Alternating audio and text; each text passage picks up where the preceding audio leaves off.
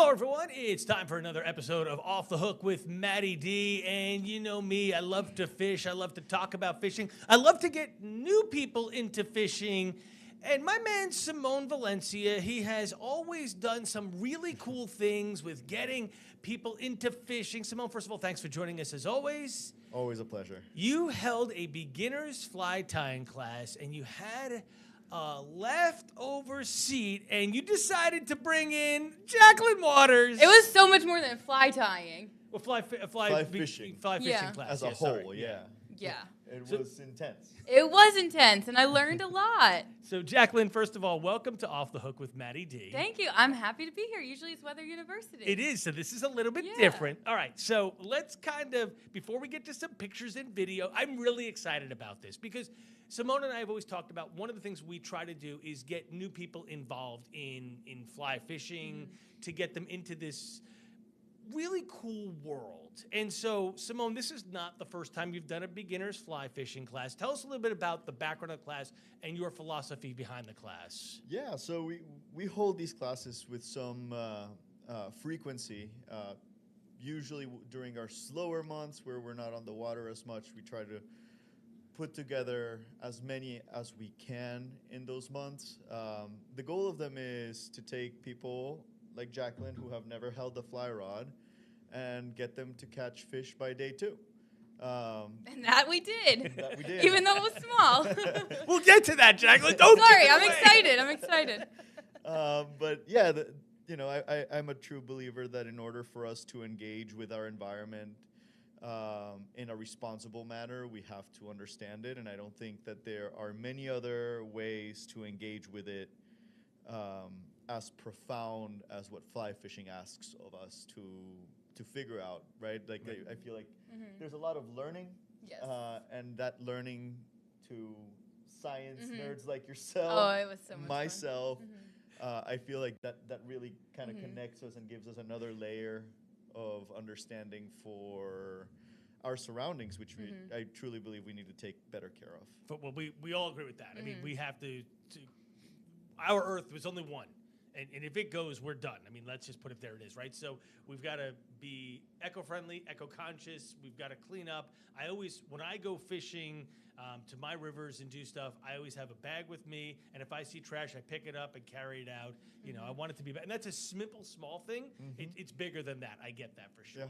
Yeah. You mentioned something, and this is where I'm going to bring in Jacqueline. Jacqueline, you love physics, like the sciencey part of what we do, meteorology, you love.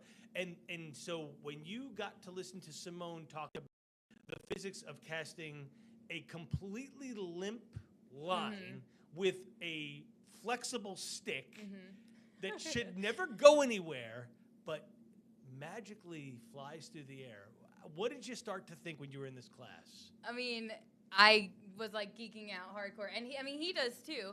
So it was just really interesting to see it from a physics side of point of view. We had 4 people in the class, I think, and then there was one other guy really interested in math and engineering. So it was like us two. We were like, I was like looking at him, and he was like, "Wow, this is so cool." I'm like, "I'm glad I'm not the only one." But it was really interesting. You don't think about that often, and I mean, we think about physics every day because our job, right? But not physics and the movement of a fly rod, right? And the fly rod is something, to me, it's magical. I just, Simone and I have been out together numerous times, and he has worked on my casting. I've worked on my casting by myself, because you could fish like I have for 30 years, and it's still very different because there's so many different styles of fishing. Simone and I were out the other day getting into some early season shad. I'm going to talk about shad in a bit. And you were like, Matty, your cast is so, because you throw so much weight all the time with split shot, it's so big and wide. And I'm like, I know, we've got to find a way to get it tighter, and, it's fun. The muscle memory is set in big time. It's tough to fight against the muscle memory. Yeah. But you have a good cast. You have an ideal cast for a lot of situations, which is what you've been working in. And then if we take, it's like taking a bulldog into a greyhound race. It's like I'm gonna come in last. I wonder. So we had also a lacrosse player in our group, And I know he struggled with a lot with like casting. Does tennis play a role in your cast? 'Cause I know you play tennis. No, I don't think so. Oh, maybe because Like your wrist. Because I do come like in a tennis serve, I come forward so hard so fast. And one of the comments you always make is you need to come forward as slow as you go back, or vice versa. Equal. Yeah, right. Metronome. I go Yeah. one too fast versus the other. So Right. yeah, there probably is something there. So, all right, Jacqueline. So, first day of the class, it's a lot of sitting in Simone's kind of study hall, if you will. Laboratory. Yeah, right, laboratory. I ramble. I just ramble for hours. But honestly, so that's one of the things. It's a long class. You didn't lose my interest once, which is good. Because it's like what, 4 hours we were just talking? 4 hours each day, yeah. Yeah, and I mean, I was hooked like right away, and you keep it really fun. So I love teaching. Teaching to me is, I've always said I'm a recovering social worker. I've worked in elementary schools. I've worked teaching all sorts of stuff.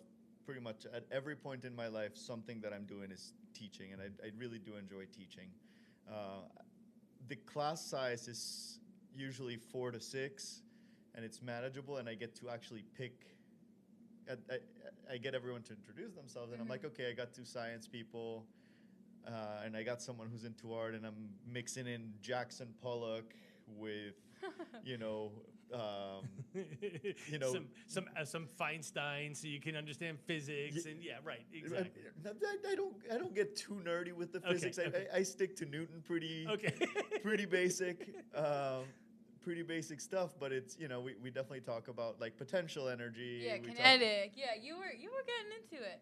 Not that much, I guess. I mean, not too nerdy, No, but nerdy but enough. Right.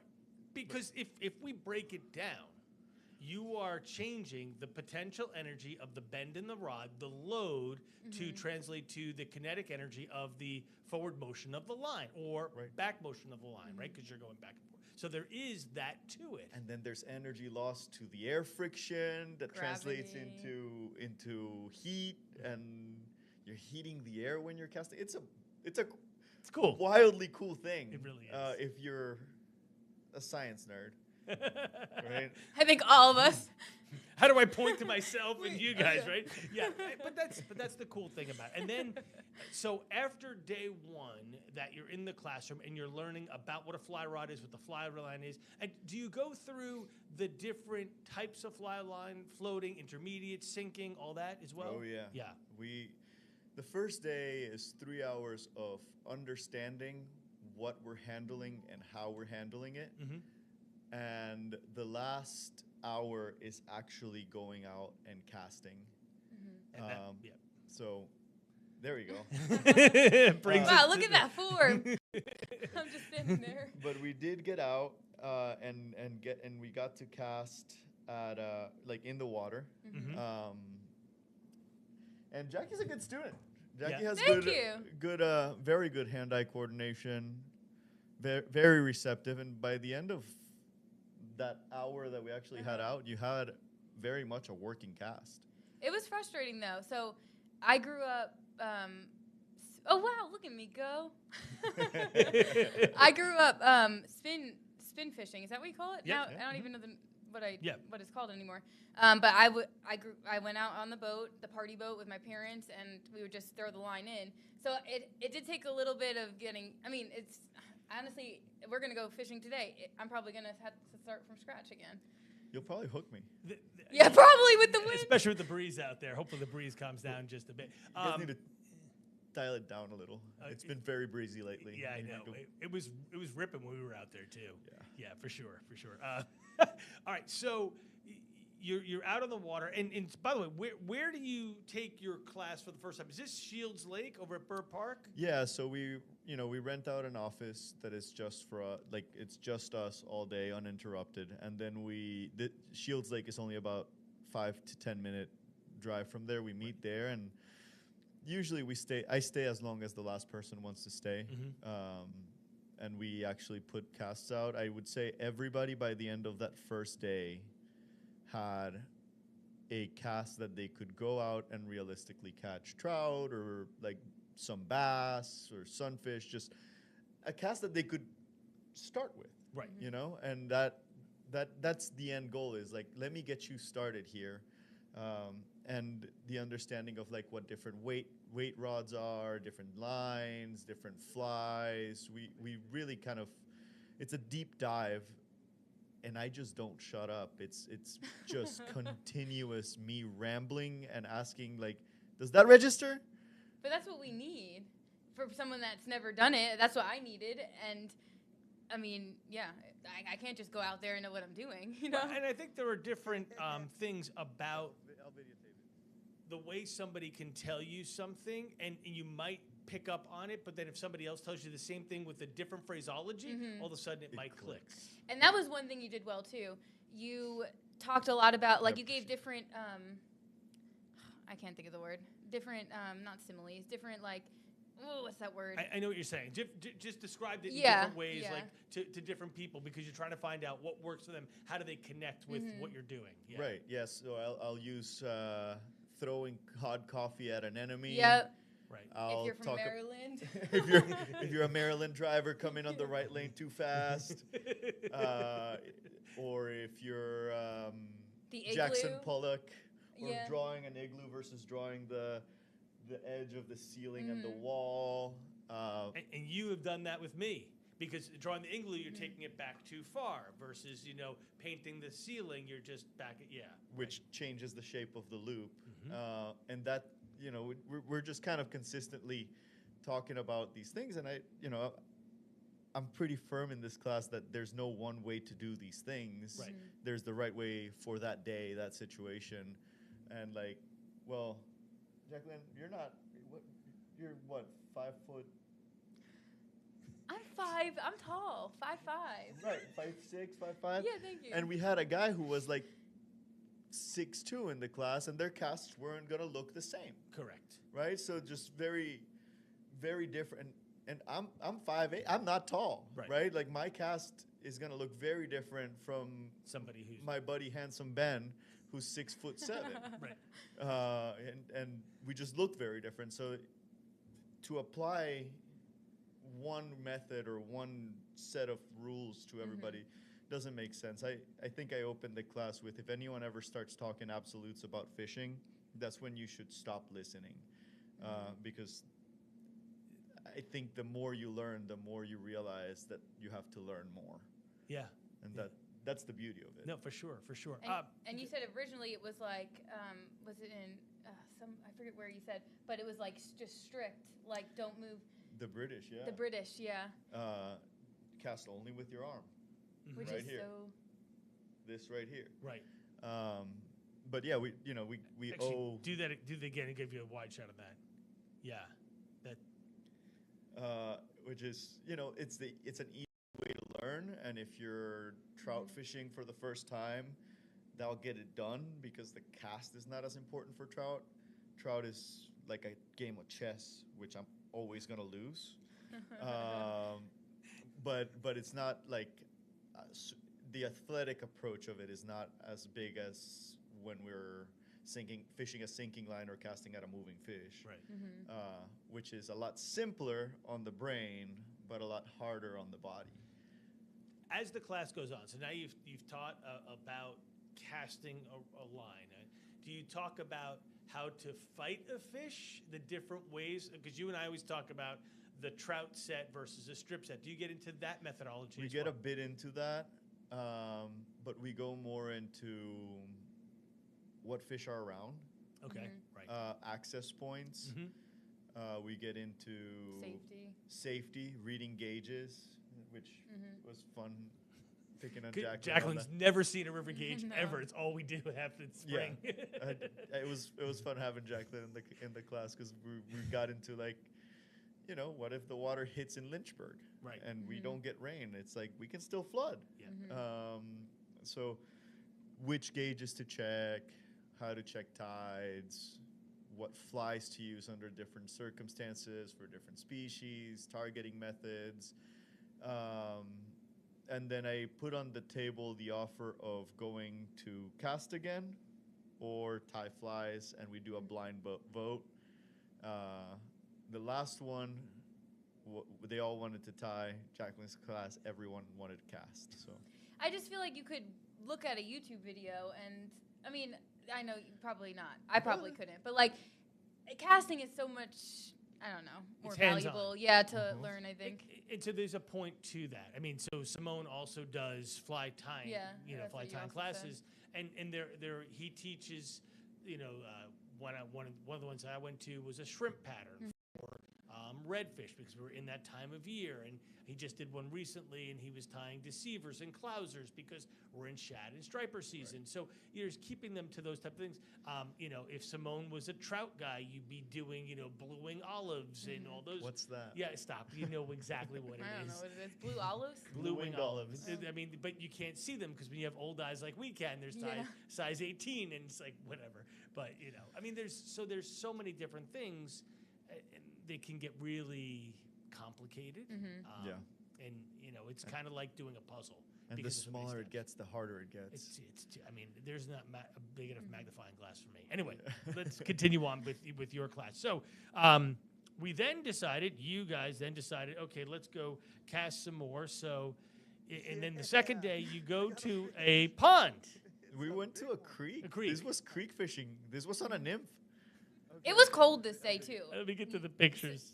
Simone said that I did well. Mm-hmm. It was cold, and the fish were not biting, but we didn't leave until we caught one. I caught a stick first. That's the picture of the stick. So that's really good because everybody catches a stick or usually a tree or a bush, something along the bank. You didn't catch a tree.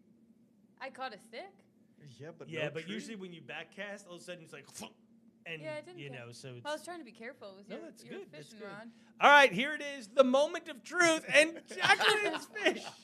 Hey, Matt. No, that's good. Some props to you. Thank you. Seriously, because you did something in 2 days, and you had the smile. Look at the smile on your face. I know it's a small I look tired, too. Yeah, well, because you got up at 2 a.m. every day to work. Then you went to Simone's class for 4 to 6 hours because you're not someone who ever quits. You keep pushing ahead, and then she comes in Monday. She goes, I'm so tired. No kidding, right? I mean, I think that it was probably, 35, 40 degrees that day? Oh, it was right, because so Saturday was cold. the better day. Sunday was the chilly day. Yeah. And we get out there. I couldn't feel my fingers or my toes. Oh, it was super cold. And then we actually, and getting those fish to move, these are warm water fish, getting those fish to move was pretty tough. For sure. But we got them. paid off. Yeah. I was ready to lose my fingers. I had to catch a fish. So it was cold. These are small little panfish, Jacqueline. I'm sure Simone told you. There is a whole new movement about going after panfish on a fly rod. In fact, there's a guy, Bart Lombardo. Bart Lombardo, yes. That his whole entire thing is a panfish on the fly. And I mean, so this is a huge thing because this is the first fish that anybody who does freshwater ever catches. The sunny, the that type of stuff, and it's just so fun. Oh, I love the rods. The fish that I fish for the most are redfish and panfish. Right. And I love panfish. You know what's next on my list? You both know. Come on, guess. She wants to go for tarpon. She wants to go from. Let's just make sure we understand it. She wants to go from this to tarpon. I'm going to do it. Well, we're gonna go in the catch James baby River tarpon. today. You're gonna go catch shad. Poor man's tarpon is what they call shad. It's the James River tarpon. Yeah. Wait until you see a video of me on the fishing show. Was there a fishing show? I don't know. Yes, this is the fishing show. This is the fishing show. You're right. Hook with But I'm gonna be like, you made it. Yeah, I made it. I'm a fisher now. Angler. I'm learning my fishing terms. We've got to get her into this whole thing. Okay. All right. So the plan is after this show, Simone's going to take you out on the James River for a couple of hours. It is windy. Please do not hook Simone. It does not tickle. It's okay. And really the tarpon, the shad are hitting pretty well right now, as Simone will tell you. Yeah. No, and you and I got into. We took a little searching. Yeah. It took us probably 3 or 4 hours of moving around till we got into the school. And we finally did. And what it was interesting because before I came to you, I was on the last hour of the falling tide. Yeah. and then we hit low tide, and then it rose, and we did a lot of searching for 3 hours, and then we were in the last 2 hours of the rising tide. And some people say that that's something that triggers fish and bait fish and whatever. I don't know. But once we found them, it was like every other cast we were thick. Oh, it was super good. I think, fish move with the tides. Yeah. And that school that you were on just moved away. Yep. I don't think that there is a better tide than another. I think there is the right tide at the right spot. Mm-hmm. Okay. So I think you should fish every tide. Right. I think you should fish every tide, but you get rewarded in one spot at this tide, and you come back and you can recreate that, and you think that that's the tide to fish. There's something to be said for that, for sure, because all three of us know where I fish, exactly where I fish. zoomed into. I sent you the picture, and I have to be very cautious because I can only get to that on a falling tide, or I can only be out there for the early part of a rising tide. Because if I'm out there at high tide, I am in trouble. You are stuck. I'm dead. Yeah. Let's just put it where it's at, right? Yeah, you are sunk. Exactly. So I always fish the falling tide because I know my safety is better and I have good luck. It just happens that spot where you are consistently going to is a really good low tide spot. Right? I wouldn't fish it at a high tide. Right. Yeah. Having access on a boat, I still wouldn't fish it on a high tide. It is a really good low tide spot. Which is interesting, and I just happened because of safety and what I can do, so yeah, anyway. But yeah, we're going to go catch some baby tarpon, essentially. some big tarpon. I'm going to be really fighting it. You're going to have fun. You're going to have a great time, for sure. This is definitely going to be a step up from the sunfish. Yes. We're gonna do good. Yes. Let's as we're kind of talking here, Simone. Obviously, we always talk about this. The brick and mortar is gone. However, the website still exists because guide services, guided trips still happen. Requesting a trip, you have 2024. This is now 2025. But Shad and Striper, you are booking right now because there's a whole lot going on. Yeah, I mean the springtime here in Richmond is fishing Christmas. It's pretty good. Yeah. And by pretty good I mean it's kind of unreal. It's just consistent action. We can get beginners out on the fly rod and do pretty well. Experts will catch many dozens of fish a day. I can't promise that, but I can strive for that, and that's like a realistic expectation. And we will have tons of species that are here just for a short period of time, and we shut it down around mid to late April, mid to late May. We do have still slots available now that the brick and mortar is closed and we don't have to be at the shop. We are able to run a lot more trips. So the last 3 seasons we've sold out completely. We have about double the availability this year, so hopefully people want to come out and request a trip and fill those gaps that we now have available. Right. And there's the request a trip, and you can see what you can go for, the different times, the calendar's available, but always you can give them a call.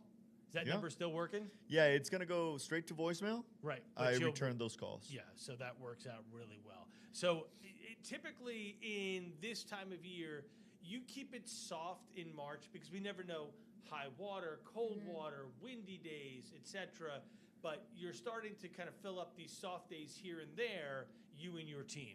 Yeah, so the late March portion of the season is some years is incredible, right, and some years not so good. And high water usually is the one that does us in, but I don't think you've called for that much water. Now, hold on, let's find out on that question. Jacqueline, do we have any substantial water coming?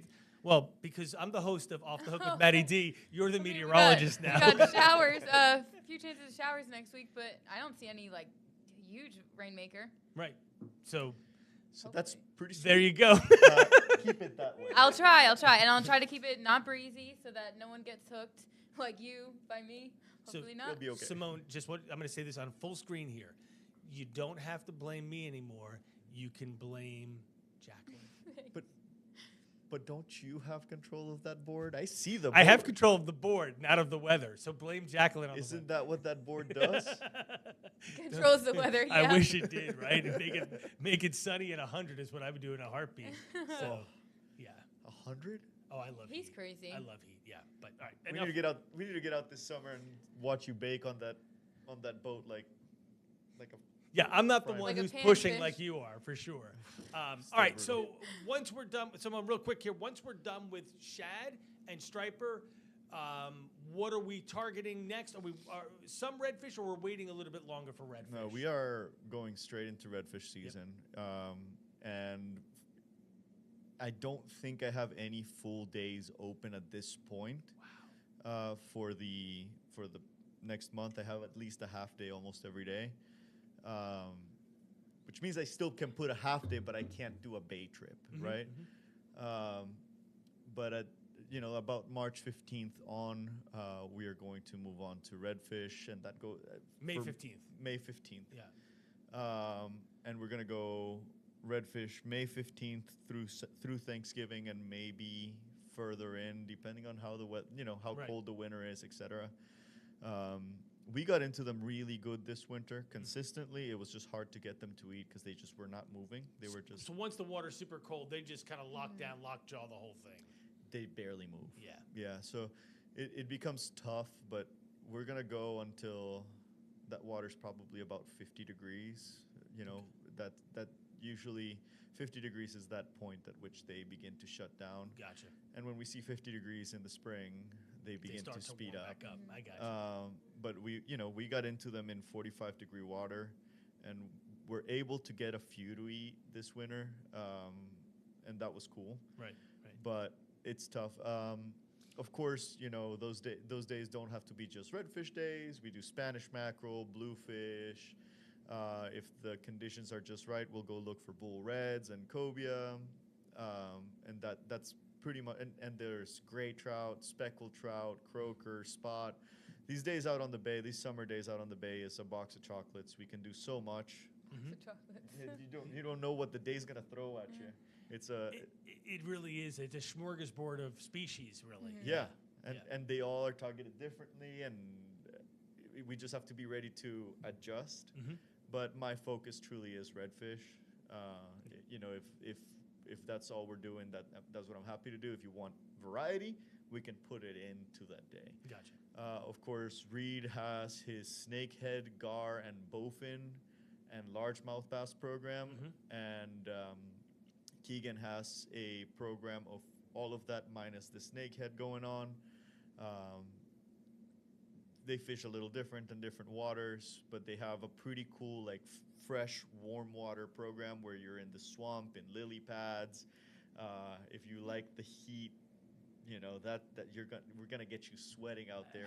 I love it. I think it's great. I love the summer, but I don't that heat. Yeah. Oof. I love the fall. Yeah. Fall is great too. And then Mike Renius on his smallmouth bite all summer long. Right.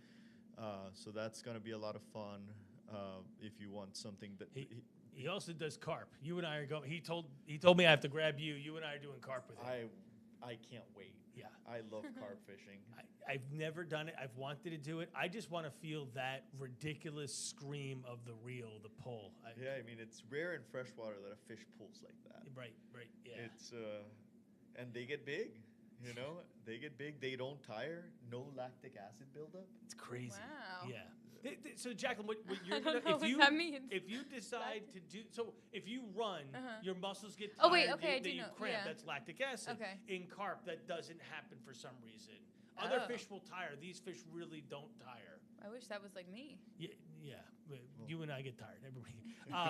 If you decide to do this, and I hope you do, and Simone hopes you do, right? I mean, you'll find out more today. It is so cool, the different species. You keep saying you want to go for tarpon. There's so many other species out there beside tarpon. Now, tarpon is probably one of the best known game fishes there are to chase in the ocean because of the sheer size. And the strength, and The I mean, fight. and the difficulty. I mean, it is what you're saying. is I caught a baseball that was thrown at me, and now you want to play major leagues. And I'm here for that journey. I am here for it all. Like, I want this for you. But there's a lot to do I in know. between. So, Jacqueline, you know, I just went down to Florida and I did some tarpon fishing in the Everglades. We went for what's called juvenile tarpon, right? Which means they can grow up to 40 pounds. And that's Amazing. to me, that's not juvenile. To me, that's ginormous. That's a big fish. But they grow even larger. It was the hardest 6 hours of fishing I have ever done, just because of the constant casting and retrieving and casting and searching and etc. And I got a 3 pound. It was great. I had a 12 pound on. It was 37 inches. It came flying out of the water, and then it drove at me, and there was no chance of me stripping fast enough to hold it on, and it came right off. And the look of shame on my face, like I literally was going to cry. It's heartbreaking. It is, because, I mean, that was my one shot. You know, we had a lot of opportunities of eats that I didn't hook set, etc. But it was still like, But I'm it's going an back. unforgettable, but also unforgivable. it's unforgivable that I lost a fish. Yeah, it's an unforgettable experience, regardless. Yes, for sure, right. Regardless of whether you have the picture or not, which I come don't. on, Maddie. I know. Right. know. So, Come on, brother. and it was also early in the season too. The guy that I hired told me that, so I will go and do it, and I'll even pay for Simone to come with me, because I'll that go would with be you, so brother. much fun. I will go tarpon fishing. That means that I have to anytime. take you away from work, though. That's the problem. I'll go. Okay. Twisted his arm. I think that's one of the reasons, though. I mean, not that I've never been tarpon fishing. Tarpon. I always say tarping. Tarpon, right? Tarpon. I-N. O-N. Oh. T-A-R-P-O-N. See, I don't even know what I'm doing. Tarpon. But I think that's why I like it, because I'm an adrenaline junkie, so I like the fight of it, not sitting still, and I don't know. I say that now. But. So Simone has chased the big ones. Uh-huh. Ask him about the adrenaline in chasing the big ones. See, that's what It's excites nuts. me. It's nuts. Right. But I think that there are another 5 other species, including carp, that do that same thing for me. Really? Yeah. Redfish does it for me. I know redfish does. Yeah. Cobia does it for me. Bull Carp reds? does it for me. Oh, Bull red? not as much. Because, I mean, you're 48-inch bull red on a 8-weight. Yeah. I think maybe it was because of the land of that fish on that rod is really, but your smile was like, I mean, when I get a text from you from the water, I know that it was a good, like, you know. Yeah. But I don't know. Yeah, the bull reds don't do that for me, because Okay. they're in big schools usually. Yeah. And I know that if I see them, I'm gonna catch one. Right, okay. The stakes are pretty low. I think for me, it's more about the stakes of the difficulty of them. Well, I'm in this situation finally.